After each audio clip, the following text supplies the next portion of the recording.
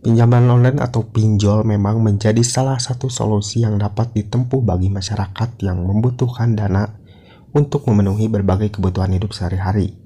Meskipun beberapa waktu yang lalu sempat viral, namun masih banyak daftar pinjol resmi dan terdaftar yang dapat diakses oleh masyarakat untuk mendapatkan pinjaman hingga nantinya menjadi nasabah.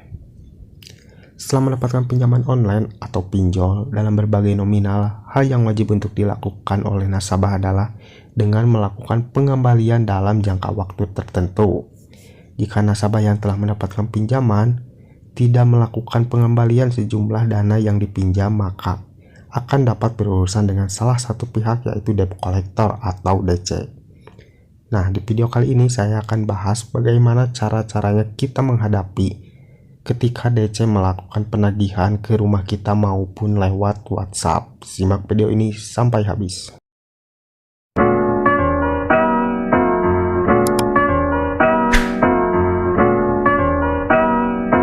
Nah, di video kali ini saya akan bahas seputar penagihan pinjol legal di tahun 2022. Untuk semua pinjol legal atau yang terdaftar di OJK itu hampir sama, akan melibatkan debt collector atau DC di penagihannya. Tapi itu semua tidak merata, hanya di beberapa wilayah saja. Seperti halnya di tempat saya, untuk pusat kota itu pasti didatangi oleh debt collector.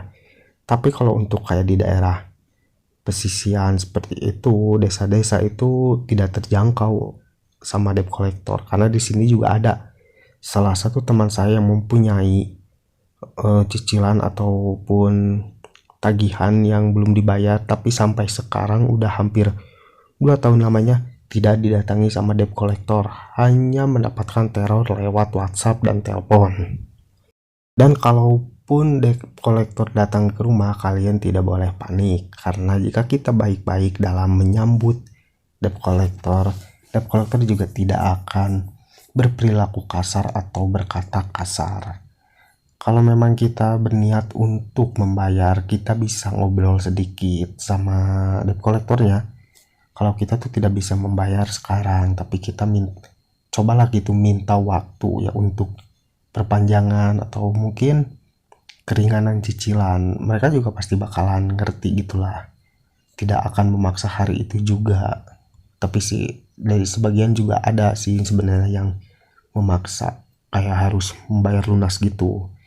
Ya intinya kalian ngomong baik-baik aja lah, nanti juga mereka pasti bakalan ngerti lah, tidak akan memaksa ya.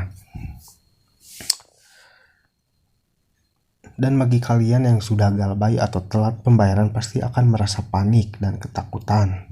Tapi saran dari saya, kalian harus tetap tenang, karena walaupun kita akan dapat ancaman atau tekanan dari DC, seperti mulai dari somasi, ancaman hukuman penjara, dan juga blacklist BI checking, itu sebenarnya hanya menakut-nakuti kita saja. Untuk ancaman somasi dan hukuman penjara itu hanya menakut-nakuti, karena mengingat biaya untuk ke pengadilan itu cukup besar, karena banyaknya nasabah yang gagal bayar di perusahaan mereka. Mereka tidak mungkin untuk mengeluarkan biaya untuk ke pengadilan. Jadi itu semua hanya menakut-nakuti kita saja supaya kita melakukan pembayaran.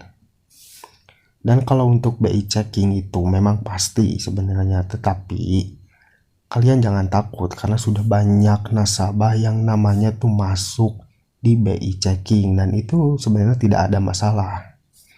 Jadi yang perlu kalian ingat adalah DC itu adalah tugasnya menagih. Jadi mereka melakukan dengan cara mereka sendiri supaya yang punya hutang atau nasabah itu membayar cicilannya. Ya salah satunya itu menakut-nakuti, kayak ancaman somasi atau hukuman pidana. Itu sebenarnya nggak ada ya, tidak mungkin.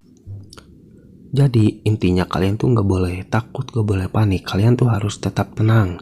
Kalian nggak boleh takut sama debt collector. Mereka tidak akan melakukan tindakan-tindakan kekerasan ataupun kayak penagihan yang terlalu kasar gitu ya dalam perkataannya. Karena ini tuh debt collectornya debt collector pinjol legal ya, yang sudah terdaftar di OJK.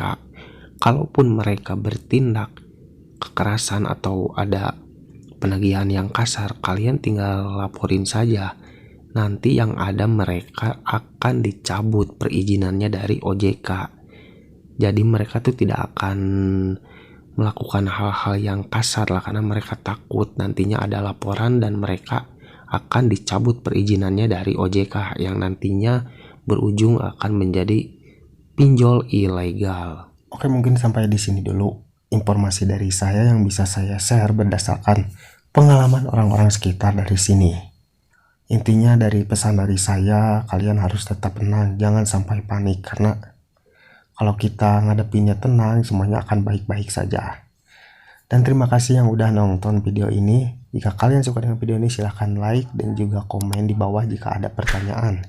Dan tetap bantu channel ini agar semakin berkembang dengan cara klik subscribe di bawah. Terima kasih, sampai jumpa di video selanjutnya.